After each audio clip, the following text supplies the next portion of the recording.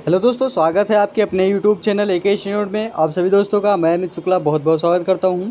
आज की वीडियो में दोस्तों हम चर्चा करने वाले हैं बीए फोर्थ सेमेस्टर के सभी छात्र छात्राओं का जिनका हाल ही में पेपर हुआ था, और इन सभी छात्र छात्राओं का जो अभी हाल ही में फोर्थ सेमेस्टर में आने वाले हैं। तो जो पेपर में आप सॉल्व करने वाले हैं, इसमें आप लोगों को बहुत ही नेक्स्ट टाइम में आपका लाभकारी टाइम भी हो जाएगा और आप लोग अच्छे से पढ़ भी सकते हैं। तो जैसे भी आप लोगों को टाइम मिलता है, ज़रूर इस वीडियो को देखिए और अच्छे से आप लोग अपना सेमेस्टर को तैयार करते रहिए। और इससे क्या हो जाएगा कि आपके जो पेपर हुए थे वो आपको क्लियर हो जाएगा कि किस तरीके से पेपर आते हैं, कितने हमको क्वेश्चंस कैसे करना होता है और कितने नंबर का आता है। तो सारी चीज़ें यहाँ से हमें एक एक पॉइंट हमें क्लियर हो जाता है। तो दोस्तों इसीलिए हम पेपर को देखते हैं, पढ़ते हैं और अच्छे से लिखते हैं। तो आई होप आप लोग को ये चीज़ें समझ में आएगी और अच्छे से पढ़ेंगे भी। और जो भी प्रश्न आपको यहाँ से अवेलेबल नहीं होता है वो आपको मॉडल पेपर में अपडेट करा दिया जाता है। और जितने भी हर ईयर के आपका जो पेपर हुआ है वो सारे आपको मॉडल पेपर के ज़रिए आपको क्लियर कर दिया गया है। तो दोस्तों कोई भी प्रॉब्लम्स अगर आपको क्रिएट कर रही है तो ज़रूर आप लोग कमेंट बॉक्स में कमेंट करके बताएं। अगर चैनल में नए हैं तो ज़रूर चैनल को सब्सक्राइब कर दीजिए, प्लस में बेल आइकन दबा दीजिए, आने वाले वीडियो का नोटिफिकेशन आप लोग तक बिल्कुल मिलता रहे। तो दोस्तों चलिए चलते हैं हम प्रश्न पत्र की तरफ कि किस तरीके से आपके पेपर में प्रश्न पूछे गए थे। और जो दोस्त हमारे नए नए अभी फोर्थ सेमेस्टर में आए हैं वो भी एक बार ज़रूर नज़र आप वीडियो पे देखें कि किस तरीके से प्रश्न हमारे पेपर में आएंगे और आने की संभावनाएं बनी होती हैं। तो दोस्तों चलिए चलते हैं पेपर की तरफ। तो कुछ इस तरीके से आपका पेपर होगा और पेपर में क्या क्या चीज़ें होती हैं। तो ये आपका जो दिया गया है 204 नंबर आपका पेपर कोड होता है। इसमें बीए फोर्थ सेमेस्टर का यहाँ पे दिया गया एग्जामिनेशन आपका 2023 का दिया जाएगा। राष्ट्रीय शिक्षा नीति के अनुसार 2020 आपका यहाँ पे आपका जो नीति यानी कि NEP का मतलब दिया जाएगा वो राष्ट्रीय शिक्षा नीति के अनुसार उनका होगा। मेजर आपका सब्जेक्ट होगा हिंदी अनुवाद आप लोग का जानते ही हैं, फोर्थ सेमेस्टर का सब्जेक्ट हो जाएगा। पेपर कोड आपका ये दिया जाएगा, वो आपको पहले से ही निर्धारित कर दिया जाता है। उसमें जो आपका इंडेक्स जारी होता है और इंडेक्स में आप लोग को पूर्ण रूप से बता दिया गया है। अगर आप हमारे वीडियो को प्रॉपरली देखते होंगे तो आपको सारी चीज़ें वहाँ पे बता दिया गया है। अब आपका जैसे यहाँ पे दिया गया है टाइम 2 आवर्स, सभी दोस्तों के लिए बहुत ही मोस्ट इम्पॉर्टेंट है ये वीडियो। और आप लोगों को सारी जानकारी प्राप्त हो जाएगी किस तरीके से कितने अंक में और कितने टाइमिंग में हमें सारे पेपर करने हैं। तो बस केवल आपको देख के ही तैयारी करनी है। और जो मैं आपको मॉडल पेपर सॉल्व कराता रहता हूँ उसमें से अनेकों प्रकार के प्रश्न आपके पेपर में पूछे जाने वाले सारे आपको मिल जाते हैं। अब आपका जैसे आपका आ गया मैक्सिमम मार्क्स 75 नंबर। यहाँ पे नोट, इस प्रश्न पत्र में कुल 3 खंड हैं और सभी खंडों से प्रश्नों के उत्तर निर्देशानुसार देना है। खंड आ के लिए 30 अंक हैं और खंड बा के लिए 24 अंक हैं और खंड सा के लिए 21 अंक निर्धारित किए गए। यानी कि कुल मिला के अगर बात करें तो 75 नंबर में सबसे ज़्यादा नंबर आपका जो है वो सेक्शन ए से निर्धारित किया गया है। बहुत ही मोस्ट इंपॉर्टेंट खंड है और सबसे बढ़िया और सबसे सॉल्व करने का अच्छा है। जो टाइमिंग का होता है पॉइंट वो आपको यहाँ से मिल जाता है। तो यहाँ पे आपको 10 नंबर का क्वेश्चंस दिया जाएगा सेक्शन ए से। सेक्शन बी में भी आपको तकरीबन 4 प्रश्न आपको लिखने होते हैं और जो खंड सा होता है इसमें आपको 2 प्रश्न करने होते हैं। इसीलिए आपको सारे 2 घंटे में करने हैं। तो 2 घंटे के पेपर में आपको किस तरीके से करना है ये मैं आपको अलग से वीडियो बना देंगे, और कितने अंक में करना है कि क्या सारी इसके गुण है वो अलग से आपको वीडियो में निर्धारित करने वाला हूँ।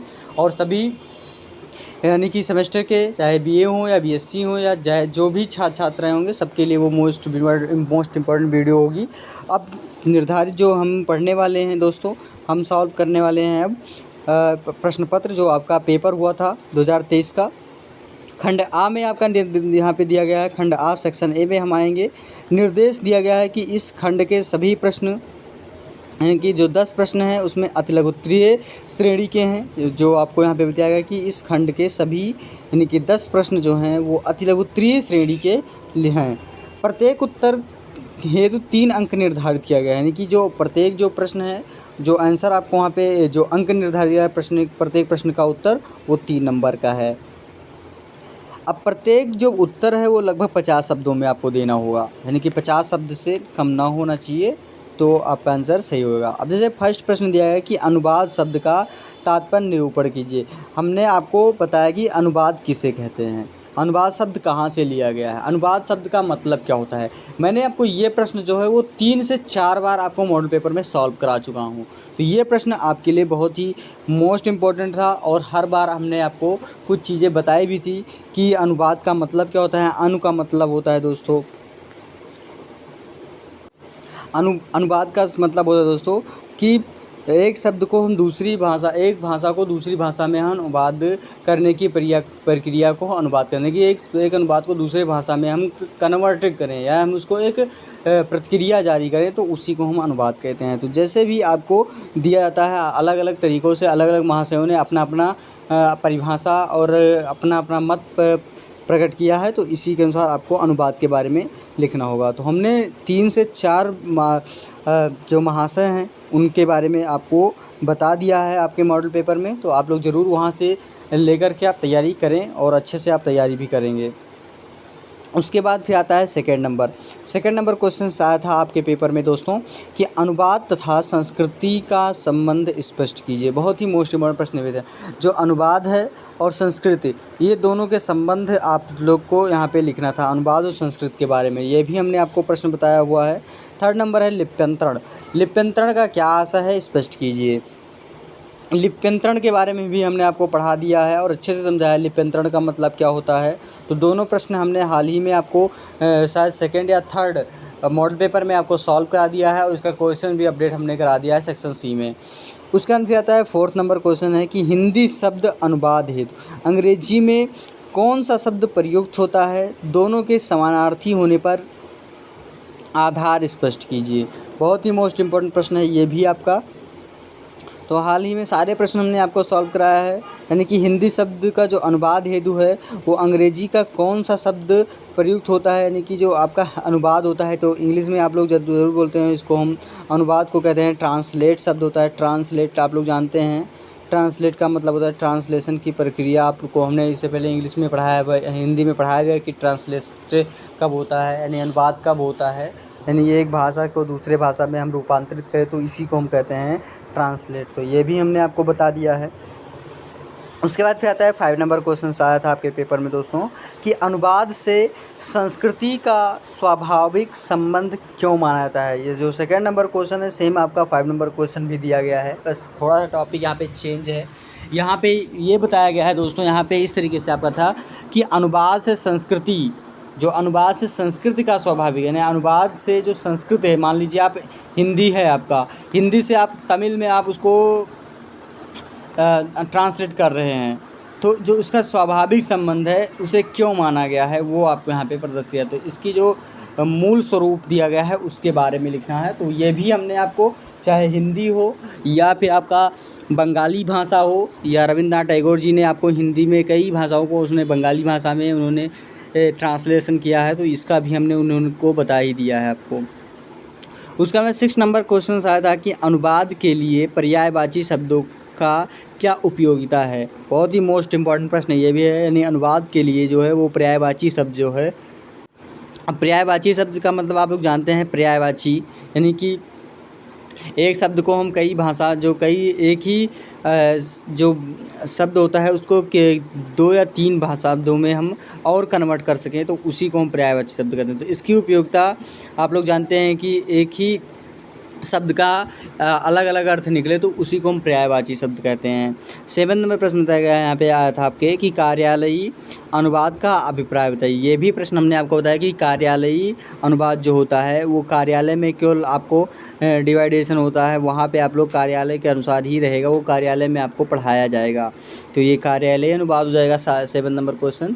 उसके बाद फिर आता है 8th नंबर में आता है कि अनुवाद कला का सैद्धांतिक परिचय देने वाली 3 पुस्तकों के नाम लिखिए। बहुत ही मोस्ट इम्पोर्टेंट है, 3 पुस्तकों के नाम उनके लेखकों के साथ लिखिए जो अनुवाद कला का सैद्धांतिक परिचय देने वाली हैं, जो यानी अनुवाद कला के सैद्धांतिक परिचय मतलब मान लीजिए रविंद्रनाथ टैगोर जी का रचना हो गई है, उसके बाद में फिर आपका मुंशी प्रेमचंद जी की कुछ रचनाएँ हो गई हैं, उन्होंने भी अपना कई पुस्तकें रूपांतरित किया है। तो ऐसे बहुत सारे आपके पुस्तक भी मिलेंगे जो आपके लिए बहुत ही लाभदायक होगा। मैं आपको बताया भी हूँ, इससे कई मतलब 8 से 10 लेखकों के बारे में बताया गया है आपके मॉडल पेपर में। यहाँ पे केवल मैं आपको इतना बता रहा हूँ कि क्या हमने आपको पढ़ाया था वो सारे प्रश्न आपके पेपर में आया है या नहीं आया है। तो वही सारी चीज़ें यहाँ पे हम गणना करेंगे। और जिनका अभी हाल ही में जो 4th सेमेस्टर में आने वाले छात्र छात्राएँ हैं उनके लिए भी ये वीडियो बहुत ही मोस्ट इम्पोर्टेंट क्यों इसलिए होगी क्योंकि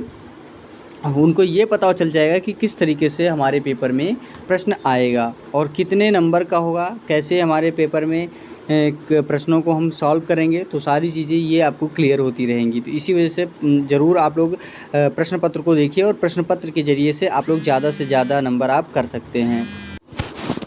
उसके बाद फिर आता है आपका 9th number question. 9th number question है दोस्तों कि किन्हीं 3 ऐसे कोश ग्रंथों के नाम लिखिए। कोश ग्रंथ जो आपके बताए गए हैं वो जिसमें से आपके एक होंगे आपके अंग्रेजी हिंदी कोश हो, एक हिंदी अंग्रेजी कोश हो और एक हिंदी उर्दू कोश हो। ये सभी शब्दकोश हों।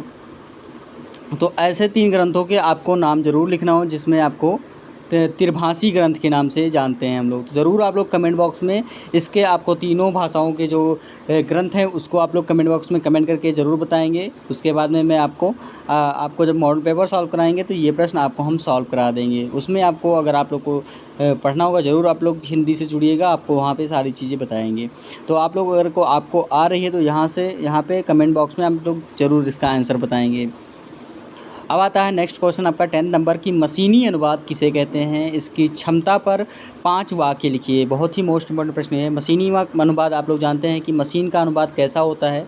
इसकी क्षमता पर हम लोग आपको इसमें 5 वाक्य लिखने हैं कि 5 वाक्य में जैसे आपका आ जाता है कि मशीन से हम किस प्रकार से अनुवाद करते हैं, इससे हमें क्या लाभ होता है, इसके हमें टाइम में क्या प्रभाव पड़ता है। तो यही आपको 5 वाक्य आपको ऐसे लिखने हैं जो आपके दृष्टि से एकदम परिपूर्ण हो। फिर आता है खंड बा में।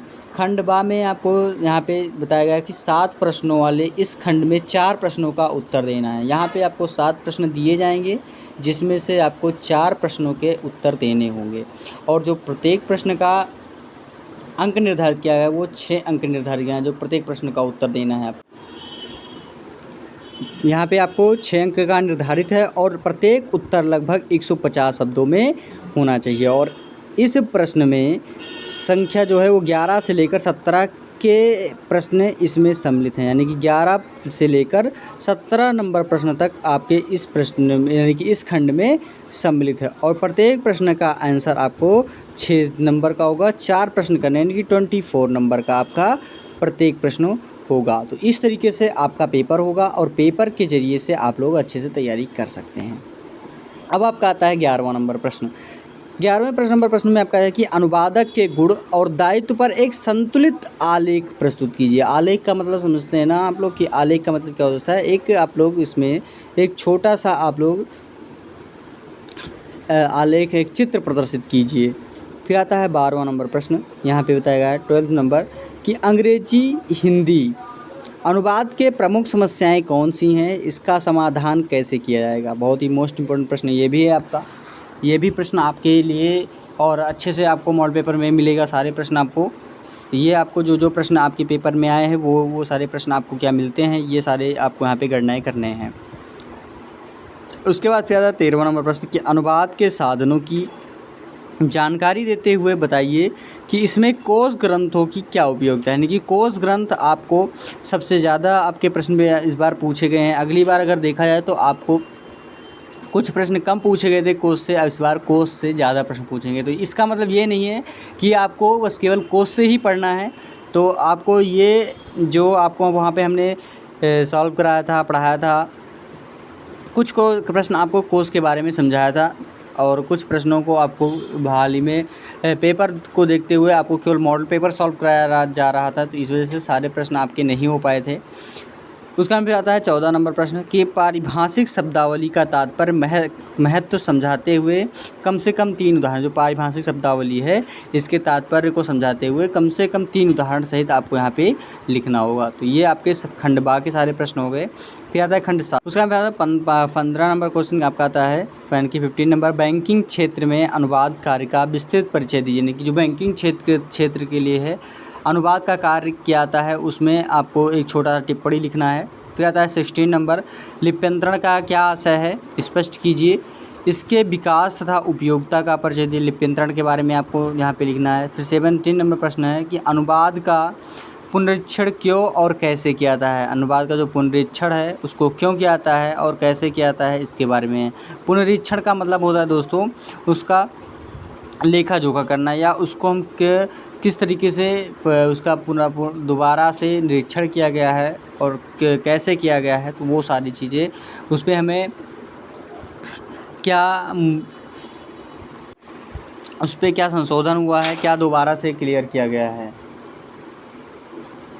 उसका फिर आता है नेक्स्ट आपका खंड सा में यहाँ पे निर्देश जाएगी। इस खंड में 4 प्रश्न दिए जा रहे हैं और इनमें से केवल 2 प्रश्नों का उत्तर देना है। प्रत्येक प्रश्न के लिए आपको 10.5 यानी कि 10.5 यानी कि 10.5 अंक का तथा 450 शब्दों की सीमा निर्धारित, यानी कि 450 शब्द से ज़्यादा ये प्रश्न ना होना चाहिए। प्रश्न संख्या 18 से 21 तक इस खंड से सम्मिलित है और यहाँ पे आपको केवल 2 प्रश्न करने हैं और प्रत्येक प्रश्न का आपको यहाँ पे निर्धारित भी कर दिया है। 21 नंबर का आपका 2 प्रश्न होगा। अब यहाँ पे 18 नंबर प्रश्न दिया है कि क्या अनुवाद केवल भाषिक रूपांतरण है अथवा इससे कुछ अन्य पक्ष भी है। इसमें आपको विश्लेषण करना है। इसका विश्लेषण क्या करना है कि केवल भाषिक रूपांतरण है अनुवाद या इसके कुछ अन्य पक्ष भी हैं। यानी आप लोगों को समझ में आएगा कि जो भाषिक रूपांतरण होता है केवल ये भाषिक ही होगा, इसके कुछ और पक्ष होते हैं, यानी कि भाषा से ही ये भाषा पे ही निर्धारित होता है या अन्य इसका कोई पक्ष है। तो हाँ ज़रूर इसके अन्य पक्ष हैं, आप लोग वहाँ पे पढ़ेंगे तो आपको समझ में आ जाएगा। उसके बाद फिर आता है 19 नंबर बताया गया है कि अनुवाद के क्षेत्र में रोजगार की संभावनाओं पर विस्तृत विमर्श कीजिए। तो ये रोजगार के संबंधित में आ जाएगा। फिर आता है 20 नंबर क्वेश्चन कि अनुवाद कार्य का सैद्धांतिक परिचय देने वाली किन्हीं 2 पुस्तकों का परिचय दीजिए। 2 पुस्तक आपको उसके परिचय देने होंगे। फिर 21 नंबर क्वेश्चन है यहाँ पे दिया गया है कि अनुवाद कला साहित्य के क्षेत्र में वैश्विक आदान प्रदान का मार्ग प्रशस्त करती है, इसकी विस्तृत विवेचना कीजिए। तो ये सारे प्रश्न आपको हमने सॉल्व करा दिया है। जो प्रश्न आपको नहीं मिल रहे हैं ज़रूर आपको अगली वीडियो में मिलेगा और अच्छे से आप लोग को पढ़ने के लिए जो टाइम आपको निर्धारित करना है वो यहीं से आपको क्लियर होता रहेगा। तो दोस्तों आज की वीडियो में यहीं तक रहेगा और ये जो आपका वीडियो है ये आज के वीडियो में आपको केवल आपका प्रश्न पत्र का वीडियो था और इसमें प्रश्न पत्र में जितने भी प्रश्न आपके पेपर में पूछे गए हैं ज़रूर आपको मॉडल पेपर में मिलेंगे और जो नहीं आपको बताया गया है वो भी आपको मिलने वाले हैं हाल ही में। दोस्तों वीडियो अच्छी लगी हो ज़रूर लाइक करें, चैनल को ज़रूर सब्सक्राइब करना बिल्कुल ना भूलें और बेल आइकन ज़रूर दबा दें कि आने वाली वीडियो का नोटिफिकेशन आप लोग तो बिल्कुल मिलता रहे और अच्छे से तैयारी करते रहिए। दोस्तों आई होप कि आप लोग को वीडियो का जो प्रश्न था वो ज़रूर समझ में आया होगा और अच्छे से तैयारी करते रहिए दोस्तों। और हर टाइम में आपके साथ मैं उपस्थित रहूँगा और अच्छे से आपको जो भी नहीं समझ में आएगा आपको ज़रूर सॉल्व करा के समझाते रहेंगे। तो वीडियो को आप बिल्कुल बंद न करें और अच्छे से देखते रहिए। तो धन्यवाद दोस्तों।